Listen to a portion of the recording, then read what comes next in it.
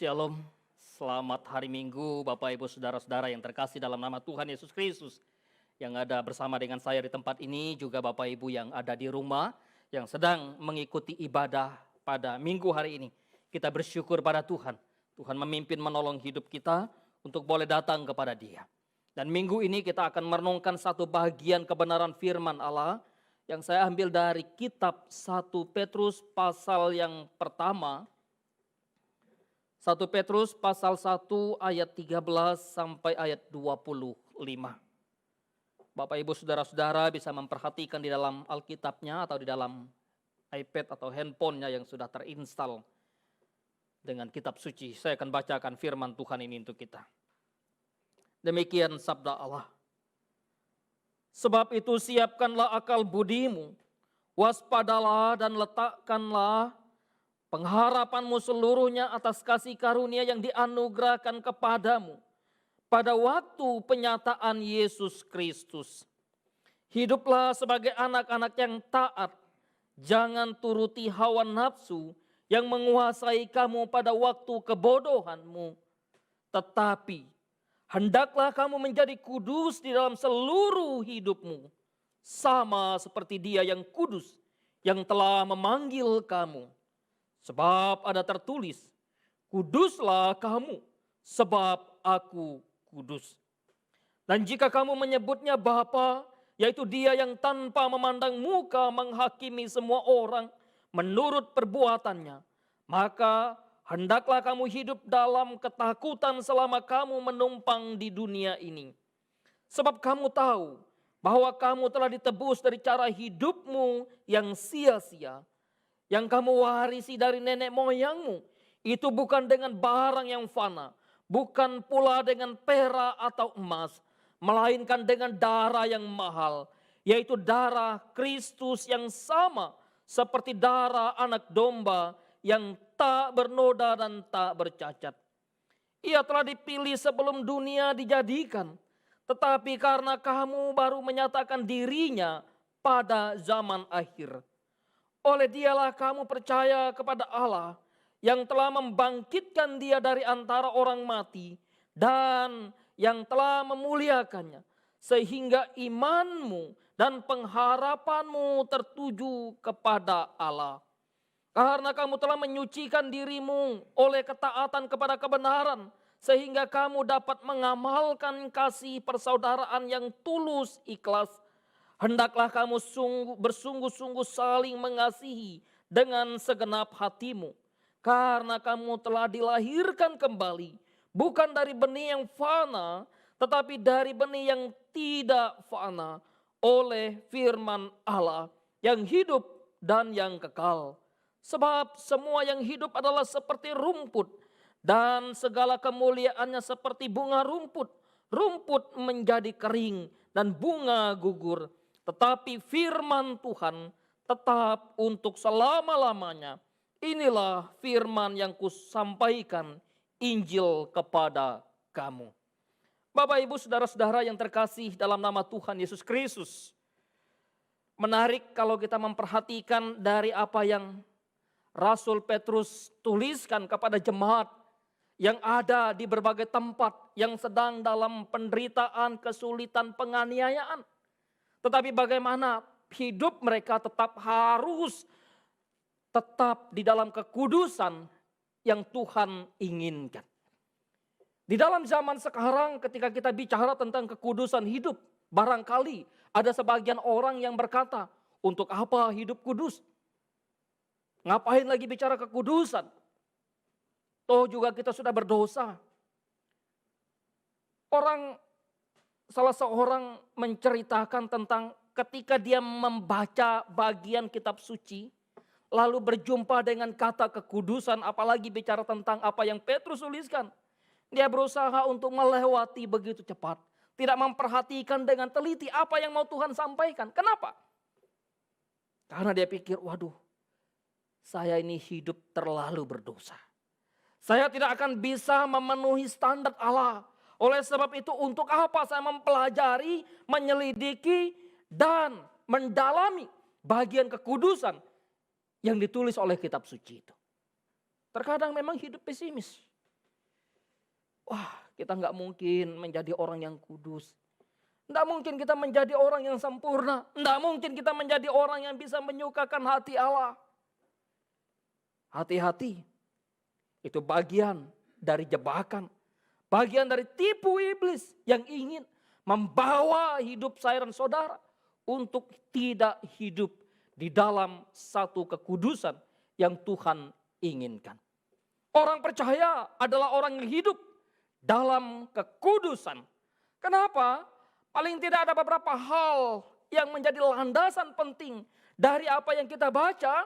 Kenapa orang percaya atau apa yang menjadi landasan, apa yang menjadi dasar bagi hidup saya dan saudara untuk menjadi hidup di dalam kekudusan, untuk hidup dalam kekudusan.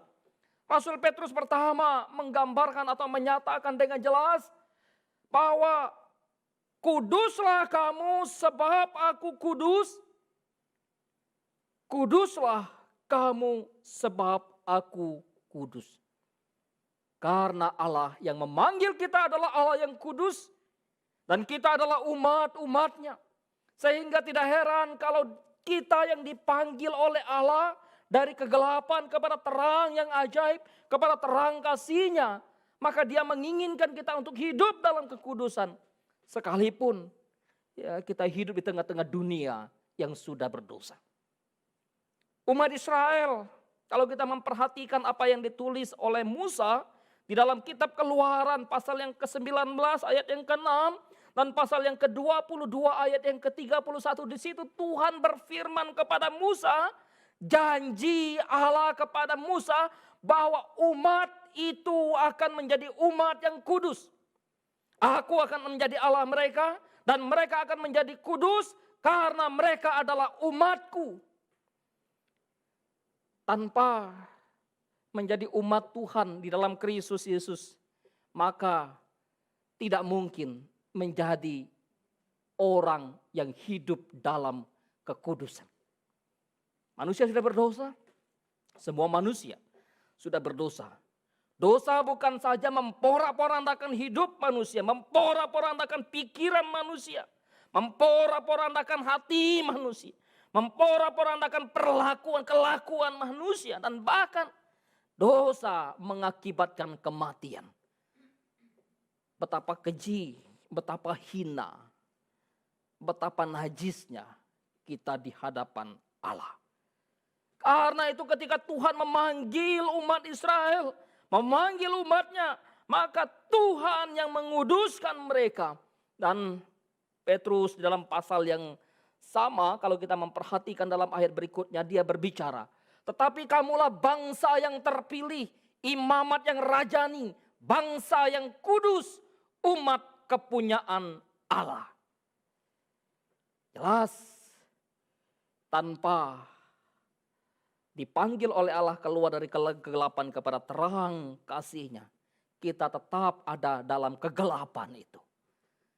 Tidak ada cara dari manusia, tidak ada solusi dari manusia untuk keluar dari satu kegelapan dosa itu. Mau dengan cara beragama, tidak bisa. Dengan cara membeli, membayar kepada Allah, tidak akan mungkin bisa. Kecuali hanya satu. Dengan darah Kristus. Oleh sebab itu, Petrus menjelaskan kepada kita landasan atau dasar kekudusan kita bukan hanya sekadar kita menjadi umatnya, tapi dia juga menegaskan bahwa kamu telah ditebus dari cara hidupmu yang sia-sia, yang kamu warisi dari nenek moyangmu. Jadi kita sudah ditebus sehingga kita menjadi kudus. Penebusan itu menjadi sesuatu yang luar biasa. Saya berdosa, saya mati, kemudian saya tidak berdaya. Kristus menebus saya. Dosa yang saya lakukan dan bahkan dosa yang diakibatkan oleh karena dosa Adam dan Hawa ditanggungkan kepada Kristus ketika dia mati di kayu salib. Dia bukan hanya sekedar menanggung dosa saya, dia juga memberikan kekudusan yang ada pada dirinya kepada saya. Ini sesuatu yang luar biasa. Udah menanggung dosa saya, menanggung dosa kita, dia juga memberikan kekudusan yang ada pada dirinya kepada kita. Bapak Ibu Saudara yang dikasihi oleh Tuhan, memang tidak mudah untuk kita membayangkan bagian ini. Kalau kita hanya, oh iya saya berdosa, saya ditebus, Kristus menebus dosa saya dan saya menjadi orang yang kudus. Pikirkan, kalau saudara Bapak Ibu punya utang yang sangat-sangat besar sekali yang tidak mungkin Bapak Ibu Saudara bayar kepada bos atau kepada salah seorang yang kepadanya saudara berhutang. Tapi karena tidak mampu membayar, dia kemudian bisa menjebloskan ke dalam penjara, bisa membinasakan, membunuh barangkali ya. Tetapi oleh karena kasihnya, ya udah, berapa hutangmu? Sekian. Sekarang hutangmu lunas. Senang dong, senang. Tetapi bukan hanya itu, bukan hanya dilunas. Kemudian orang yang kepadanya saya dan saudara berhutang misalnya. Saya tidak hanya sekedar melunas hutangmu ya, tapi saya memberikan modal untuk kamu hidup. Bagaimana perasaan saudara? Waduh, luar biasa, senang, bangga. Dan tentu mengucapkan syukur, terima kasih yang tak terbalaskan, yang tak terhingga kepada dia karena dia sudah mengampuni kita. Dia sudah menebus kita dari cara hidup kita yang sia-sia. Dari cara hidup kita yang lama. Dari cara hidup kita yang jahat. Dari cara hidup kita yang berdosa itu. Dan Petrus juga menyatakan hal yang ketiga yang menjadi landasan bagi kehidupan saya dan saudara untuk menjadi umat yang kudus. Untuk menjadi orang yang kudus atau orang percaya adalah orang yang kudus. Karena kita telah dilahirkan kembali. Bukan dari benih yang fana, tetapi dari benih yang tidak fana. Yaitu dari benih yang kekal. Sesuatu yang dilahirkan dari daging, Paulus bicara, adalah daging dan akan binasa. Tetapi sesuatu yang dilahirkan dari roh, dia akan hidup. Jelas kita sudah bahas dalam kitab Galatia. Nikodemus berkata kepada Yesus dalam perjumpaannya malam-malam, barangkali karena takut dilihat guru yang lain, atau karena malu karena dia seorang guru Israel datang kepada Yesus yang notabene-nya seorang yang masih muda. Guru, kami tahu engkau dari Allah.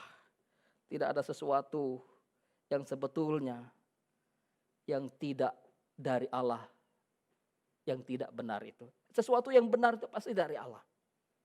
Dalam percakapan singkat Nikodemus dan Yesus, barang siapa ingin melihat dan masuk ke dalam kerajaan surga, ia harus dilahirkan kembali. Bagaimana mungkin aku dilahirkan kembali? Aku ini sudah tua dan bahkan bau kematian sudah ada padaku. Bagaimana mungkin saya masuk lagi ke dalam rahim ibuku lalu dilahirkan kembali? Apakah demikian? Tidak. Tetapi engkau akan dilahirkan dari Roh Kudus. Roh Kudus yang akan melahirkan engkau, membaharui hidupmu. Dan Yesus tentu dalam tulisan Paulus kepada jemaat yang ada di Efesus. Manusia yang lama, yang sudah berdosa, yang sudah mati, yang diciptakan Allah dalam Adam, binasa. Tetapi dalam Kristus Yesus itu, kita diciptakan kembali. Menjadi manusia yang baru. Menjadi manusia yang hidup di dalam satu kesucian. Hidup dalam satu kekudusan. Di dalam kekudusan status kita sebagai orang percaya. Dan kekudusan itu adalah sempurna. Di dalam status saya dan saudara sebagai orang percaya, hidup dalam kekudusan yang sempurna. Tetapi di dalam kronologi waktu yang kita jalani, kita masih sering berdosa, bukan? Barangkali di dalam gereja kita menjadi orang yang kudus. Di luar gereja, keluar dari gereja, sudah tercemarlah kekudusan kita. Karena itu membahas kekudusan sebetulnya saya merenung. Dan saya pun bergumul dan bergumul. Untuk hidup di dalam satu kekudusan yang Tuhan mau. Pikiran, perkataan, perbuatan. Ya, seringkali kan orang pikir, wah kamu mencuri berarti kamu berdosa. Wah, kamu kedapatan melakukan perzinahan, maka kamu berdosa. Wah, kamu kedapatan menggunakan narkoba, maka kamu berdosa. Wah, kamu kedapatan mencuri, kamu kedapatan korupsi, maka kamu berdosa. Di dalam kekristenan, maka berdosa bukan hanya sekedar bagaimana kita melakukan segala sesuatu secara nyata dengan fisik kita ini, dengan perilaku kita. Tetapi ketika sesuatu yang kita pikirkan tidak sesuai dengan pikiran Allah, maka kita sudah berdosa. Karena itu Yesus berkata, ya, kalau orang berzina, dia akan berdosa. Tapi aku berkata kepadamu, kamu melihat seorang wanita yang cantik sekali, dan kamu menginginkan dia di dalam hatimu, kamu sudah berdosa. Kamu sudah berzina. Waduh, standar kekudusan yang Allah berikan, standar kekudusan yang ada pada Allah itu tidak akan pernah dicapai oleh manusia. Karena itu, sekali lagi saya katakan bahwa manusia tidak akan pernah mempunyai solusi untuk keluar dari keberdosaannya. Kecuali hanya satu. Oleh karena Kristus Yesus Tuhan itu. Tiada atau tidak ada kekudusan dalam hidup saya dan saudara, dalam hidup orang percaya, tanpa Kristus hidup dalam hidup kita. Tidak ada kekudusan dalam hidup manusia siapapun tanpa Kristus di dalam dia.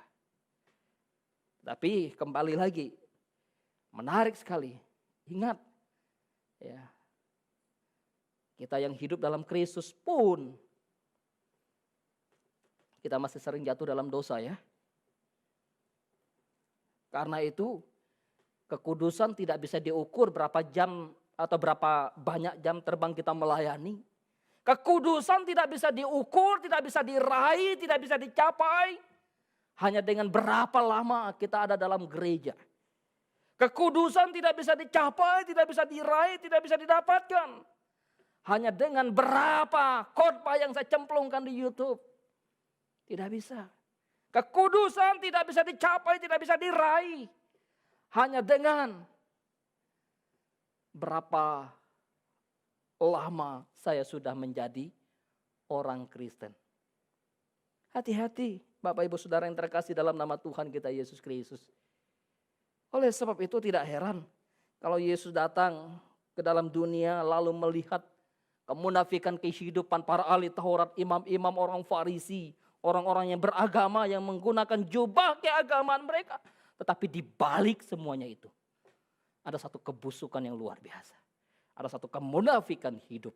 Ada satu ketidaksucian. Ada satu ketidakkudusan. Dan bahkan rumah Allah, bait Allah. Yang notabene-nya tempat Allah berdiam. Tempat Allah bertata. Tempat Allah hadir. Di mana umat menyembah di sana. Justru menjadi tempat sarang penyamun. Bapak Ibu Saudara-saudara yang terkasih dalam nama Tuhan Yesus Kristus. Kekudusan menjadi bagian dari hidup orang percaya. Bukan karena kita hebat. Tapi karena Kristus yang hidup dalam kehidupan kita. Tuhan menguduskan hidup saya dan saudara. Tuhan menguduskan hidup kita untuk apa sih? Jelas kekudusan memang perlu, kekudusan memang penting, dan Tuhan menginginkan kita untuk hidup dalam kekudusan pertama. Karena dengan kekudusan atau dengan hidup dalam kekudusan ada satu keintiman antara orang percaya dengan Allah. Antara kita dengan Tuhan. Tuhan tidak mungkin dijumpai dalam satu keberdosaan. Karena itu ketika manusia yang berdosa tidak akan mungkin menjumpai Allah yang suci, Allah yang kudus, maka Allah yang kudus rela turun ke dalam dunia. Supaya apa? Supaya kita tidak binasa. Tidak mungkin orang melihat Tuhan. Kalau melihat Tuhan mati, binasa. Ya, jelas sekali. Tidak mungkin. Karena itu supaya saya dan saudara yang berdosa, yang najis, yang hina ini tidak mati ketika berjumpa dengan Tuhan, maka Kristus datang ke dalam dunia menjadi manusia. Di dalam Dia seluruh kepenuhan Allah bertata. Tanpa kekudusan tidak mungkin orang melihat Allah. Ibrani mencatat itu. Kejarlah kekudusan, sebab tanpa kekudusan maka kita tidak mungkin melihat Tuhan. Dosa menjadi penghalang. Dosa menjadi penghambat. Karena itu ketika dosa menjadi penghambat, maka dosa itu harus dibereskan dan Kristus yang membereskan.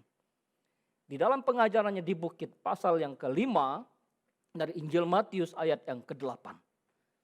Berbahagialah mereka yang kudus hatinya. Berbahagialah mereka yang suci hatinya. Karena mereka akan mewarisi bumi. Mereka akan melihat kemuliaan Allah. Siapakah yang boleh datang ke gunungmu yang kudus?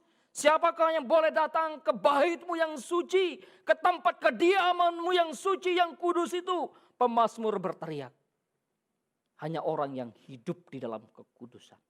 Hidup dalam kesucian. Dan mereka akan melihat betapa Tuhan dimuliakan. Tujuan hidup kudus, tujuan hidup kita dalam kehidupan yang kudus. Yaitu untuk membuat kita berguna, efektif sebagai alat di dalam tangan Allah. Mungkinkah Allah yang suci ketika memakai perabot lalu menjadi perabot, menggunakan perabot yang tidak suci? Mungkinkah Allah yang kudus ketika Dia mempergunakan ciptaannya lalu tidak menguduskan mereka? Tidak mungkin. Karena itu orang percaya, umat Tuhan atau orang Israel dipanggil untuk menjadi alat Allah, memproklamirkan Tuhan yang maha besar. Karena itu mereka dipanggil untuk hidup kudus. Demikian juga dengan saya dan saudara. Ketika Tuhan memanggil kita, Dia bukan hanya sekedar memanggil kita untuk datang kepada Dia, menyembah Dia. Tapi Dia datang memanggil kita supaya kita yang dipanggilnya, dipakainya menjadi alat di dalam tangannya. Dipakainya menjadi bejana di tangan Dia. Dan Dia membentuk hidup kita. Kalau kita alat yang dipakai oleh Tuhan dan Tuhan suci, maka otomatis Dia akan tentu membersihkan kita, menyucikan kita. Kalau saudara punya barang yang sangat mahal, lalu barang itu saudara beli dengan sangat mahal, saudara tempatkan di tempat yang sangat strategis. Karena begitu sayangnya saudara kepada barang yang saudara beli, pasti saudara membersihkan ketika dia kotor. Tidak rela melihat kekotoran nempel pada barang yang mahal itu. Saya dan saudara, harta terindah. Dan bahkan Dia memahkotai kita dengan kemuliaan. Dia menjadikan kita alat di dalam tangannya untuk menjadi alat yang suci, alat yang kudus. Hal yang ketiga yang berkenaan dengan tujuan. Kenapa Allah menguduskan kita? Kenapa Allah menginginkan kita hidup dalam kekudusan? Jelas hidup dalam kekudusan penting supaya apa? Kita memuliakan Tuhan. Supaya Tuhan dimuliakan melalui kekudusan kita. Di dalam diri Allah yang kudus itu Dia mulia pada dirinya. Tetapi kita mau bagaimana kita mulia? Tentu tidak bisa dengan cara kita. Dialah yang menguduskan kita sehingga kita bisa menjadi alat yang memuliakan Dia. Alat yang bersih, alat yang indah, alat yang suci. Maka alat itu dipakai untuk memuliakan siapa penciptanya. Seorang pelukis yang hebat, waktu melukis dengan indah, dengan bagus, maka karya lukisannya itu menggambarkan siapa pelukisnya. Seorang penyair yang hebat, seorang penyair yang unggul, dari syair yang dia tulis, dari syair yang dia bawakan, akan menggambarkan dia seorang penyair yang hebat. Maka ketika kita hidup dalam kekudusan, kita memuliakan Allah lewat hidup kita yang kudus. Dan bukan hanya memuliakan Allah, Tetapi juga lewat kehidupan kita sebagai umat yang dikuduskan tadi, Tuhan mau bagaimana orang lain di sekitar kita pun dituntun untuk memuliakan Allah. Itulah yang dibahas oleh Petrus. Ketika mereka ditempatkan di tengah-tengah bangsa yang bukan bangsa mereka. Mereka sebagai pendatang, mereka sebagai perantau. Mereka harus memiliki cara hidup yang baik. Supaya apa? Kalaupun kamu memiliki cara hidup yang baik, kamu difitnah, kamu dicaci, kamu dimaki, kamu sudah hidup benar nih. Kamu sudah hidup baik. Tapi masih difitnah, dicaci, dimaki, dan bahkan ya dengan berbagai cara orang memfitnah kamu. Pada suatu hari Allah melawat mereka, maka mereka akan memuliakan Allah. Melihat kehidupanmu yang betul-betul memuliakan Dia dengan kekudusan itu. Kekudusan memang penting dalam hidup kita. Dalam hidup kekudusan atau kekudusan ya tentu menjadi bagian yang penting dalam hidup kita sebagai orang percaya untuk menanti kedatangan Kristus yang kedua. Kristus datang seperti pencuri, Dia tidak tahu kapan waktunya, Dia tidak memberitahukan kita. Kamu ya jaga-jaga ya, waspada ya, tetap hidup dalam kekudusan, hidup dalam kebenaran, hidup dalam cinta kasih-Nya. Karena itu kita perlu terus menerus diingatkan untuk hidup dalam kekudusan. Pasal yang ketiga dari 2 Petrus menggambarkan bagian ini. Seraya menantikan Kristus yang akan datang kembali. Bagaimana hidup kita, hidup dalam kehormatan, hidup dalam kekudusan. Dan tentu hidup kita perlu hidup dalam kekudusan. Kenapa? Karena kekudusan kita, hidup kita sebagai satu persembahan yang hidup, persembahan yang terbaik, persembahan yang terindah, persembahan yang termahal yang boleh kita bawa kepada Allah. Persembahan hidup kita ini tidak boleh diganti dengan uang. Udah, saya mempersembahkan uang saya, hidup saya nggak usah saya persembahkan kepada Tuhan. Nggak bisa. Persembahan kita, hidup kita ini kepada Allah tidak bisa digantikan. Ya udah, saya membayar kepada Allah dengan harta benda saya, menyucikan dosa saya, biarlah hidup saya ini hidup dalam keberdosaan. Nggak bisa. Sehingga dengan kekudusan atau hidup dalam kekudusan, kita mengenal, mengetahui apa yang menjadi kehendak Allah, apa yang sempurna, apa yang benar, kan ada relasi. Ya. Dan tentunya kita perlu hidup dalam kekudusan. Jikalau tidak, maka iblis siap, selalu sedia mengintai kita. Petrus menulis iblis itu seperti singa yang mengaum-ngaum, yang siap menerkam kapanpun dan dimanapun. Dan bahkan mungkin ketika kita melayani pun, ketika kita tidak hidup di dalam kekudusan dan memuliakan Tuhan, kita menjadi alat iblis di sana. Jika kita lalai untuk hidup dalam kekudusan, iblis tidak akan tinggal diam. Dia berusaha dan berusaha mengambil kesempatan. Ketika Yesus dicobai di padang gurun, berpuasa, iblis datang. Jika engkau anak Allah, suruhlah batu ini jadi roti. Kau kan lapar barangkali gitu ya. Ya kalau ada roti kan kamu kenyang. Makanlah. Pencobaan, penggodaan.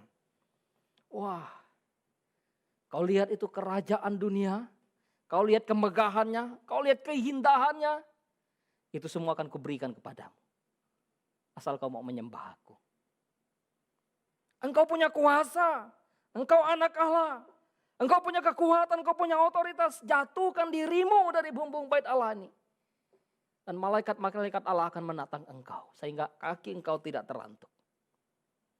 Iblis terus menerus berusaha untuk mengintai hidup kita. Oleh sebab itu ibu bapak saudara-saudara yang terkasih dalam nama Tuhan Yesus Kristus. Bagaimana kita hidup di dalam kekudusan.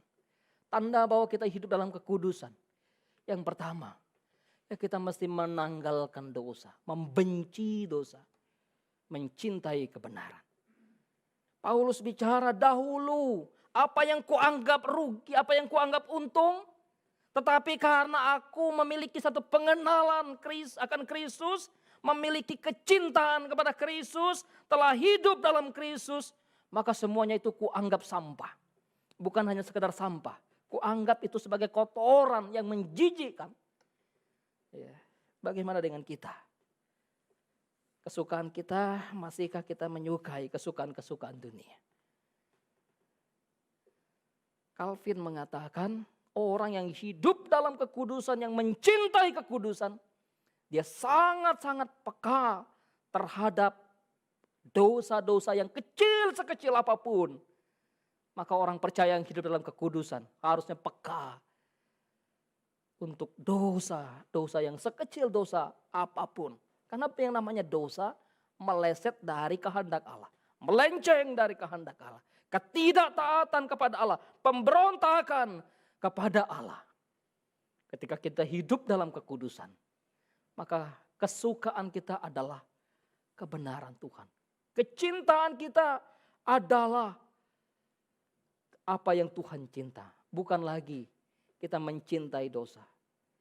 Bukan lagi kita mencintai perbuatan-perbuatan jahat kita, perbuatan-perbuatan menipu, atau bibir mulut yang tidak memuliakan Allah, kelakuan-kelakuan kita.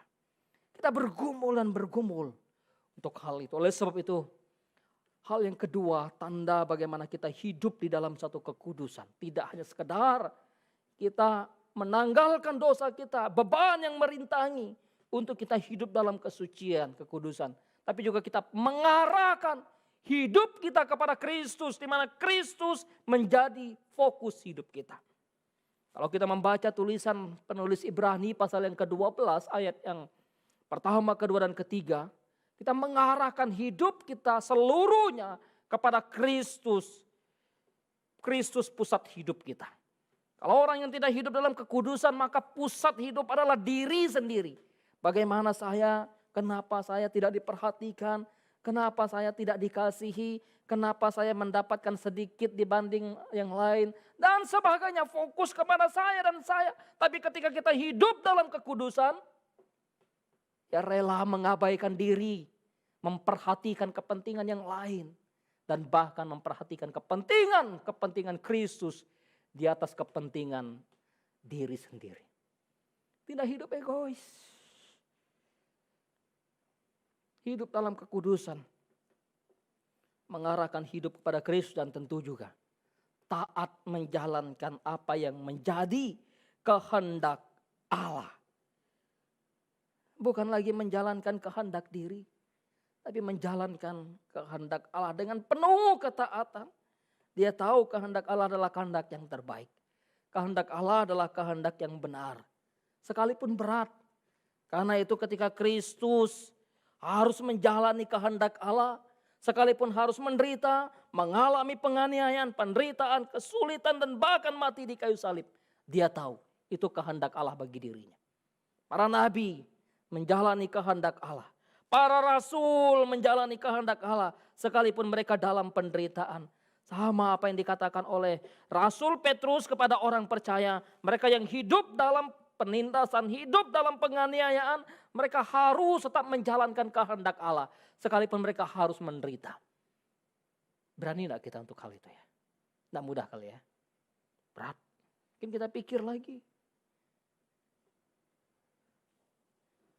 Karena itu mengikut Kristus, dan tentunya orang yang hidup dalam kekudusan, Petrus mengatakan dia hidup mengamalkan kasih. Dia hidup mengamalkan kasih, ayat yang ke-22. Sehingga kamu dapat mengamalkan kasih persaudaraan yang tulus. Hendaklah kamu sungguh-sungguh saling mengasihi dengan segenap hatimu. Betulkah kita hidup dalam kekudusan? Kalau kita hidup dalam kekudusan, bagaimana kita memperlakukan sesama kita? Adakah kasih kita kepada mereka? Jangan-jangan orang yang berseberangan dengan kita anggap sebagai musuh. Dan bahkan bukan hanya sebagai musuh. Barangkali kita rela membunuh mereka. Rela memenggal kepala mereka. Rela menganiaya mereka. Orang yang hidup dalam kekudusan. Yang mengasihi jiwa-jiwa yang terhilang. Hidup dalam kekudusan. Dan bagi orang yang hidup dalam kekudusan, menjunjung tinggi kebenaran Allah. Karena itu apa yang Petrus katakan dalam bagian yang terakhir, bahwa kita telah dilahirkan kembali oleh benih yang tidak fana, yaitu firman Allah, firman yang hidup, firman yang kekal, firman Tuhan tetap untuk selama-lamanya. Inilah firman yang disampaikan Injil kepada kamu.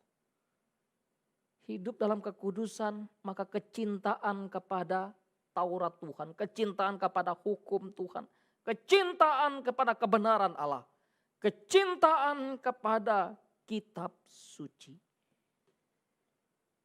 Tanpa kecintaan kita kepada kitab suci, maka sebetulnya kekudusan kita sedang ternodai. Kekudusan kita perlu, dan kita perlu hidup dalam kecintaan kepada kitab suci. Karena firmanlah yang menuntun kehidupan kita. Firman yang memimpin hidup kita. Teruslah hidup dalam kekudusan. Sekalipun sulit. Mungkin saudara berkata, bagaimana saya ingin hidup kudus, Pak? Tetangga di sekitar saya hidupnya tidak kudus. Bagaimana saya hidup kudus? Rekan di kantor saya semua hidup dalam ketidakkudusan. Bagaimana sih saya hidup kudus? Teman-teman di kampus semua menggoda dan juga menawarkan hidup yang tidak kudus. Ingat, Yusuf ada di rumah Potifar. Rumah seorang yang tidak mengenal Allah. Rumah orang yang tidak beribadah kepada Allah Yahweh. Tapi ketika digoda untuk menodai kekudusannya, Yusuf berkata, bagaimana mungkin aku melakukan dosa ini yang melawan ketetapan Allah, yang menodai kesucian Tuhan dan juga mengkhianati Tuhan Firaun. Sadrak, Mesak, Daniel hidup di pembuangan di Babel. Tidak mudah. Hidup di kerajaan, ditawarkan hal-hal yang enak, yang mewah, yang nyaman. Tapi berani menolak, tidak. Sekalipun dunia di sekitar kita, dunia yang jahat, dunia yang berdosa, orang di sekitar kita, orang yang jahat, orang yang berdosa, orang yang tidak hidup dalam kekudusan, maka teruslah hidup dalam kekudusan Tuhan itu. Berat Pak, berat. Karena itu kita tidak sendiri. Mohonlah kekuatan Tuhan. Mohonlah pertolongan Tuhan. Mohonlah pertolongan Roh Kudus supaya kita tetap hidup di dalam kekudusan yang Tuhan inginkan bagi kita. Tuhan memampukan kita. Tuhan memampukan saudara, Tuhan memampukan saya untuk menjadi anak-anaknya yang kudus. Mari kita tundukkan kepala. Kita berdoa kepada Tuhan. Bapa dalam surga, kami datang, kami mengucap syukur kepadamu. Pada Minggu Kudus hari ini kami kembali diingatkan oleh kebenaran firman Allah. Bagaimana kami hidup sebagai umat Tuhan.